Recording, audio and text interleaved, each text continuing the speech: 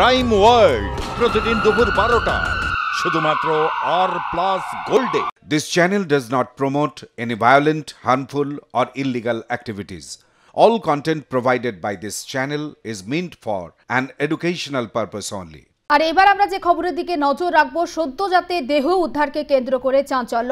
হাবড়া পুরসভার 11 নম্বর ওয়ার্ডের ঘটনা, আর এই ঘটনায় রীতিমতো চাঞ্চল্য ছড়িয়ে পড়েছে। সত্যজিৎ চক্রবর্তী রয়েছেন আমাদের সঙ্গে টেলিফোন লাইনে।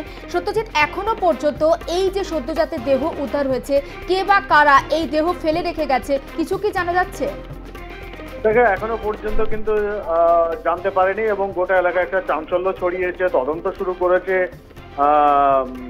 তোমার পুলিশ, হাবড়া থানার পুলিশ। যেটা ঘটনাটা ঘটেছে যে হাবড়া থানার 11 নম্বর ওয়ার্ডের নগেন্দ্র স্মৃতি সংঘ এলাকা থেকে কিন্তু এলাকার একটি নর্দমা থেকে সদ্যজাত শিশুর মৃতদেহ উদ্ধার হয় এবং দেখে যে স্থানীয় বাসিন্দা সুনীল পাল, তিনি দেখেন তার বাড়ির পিছনের নর্দমায় কিন্তু শিশুটির দেহ ভাসছিল। প্রথমে বিড়ালের বাচ্চা ভেবে ভুল করে, পরবর্তীতে যখন দেহ ফুলে যায় তখন দেখে যে ওটা বিড়াল নয়, আসলে মানুষের বাচ্চা, একটা সদ্যজাত শিশু।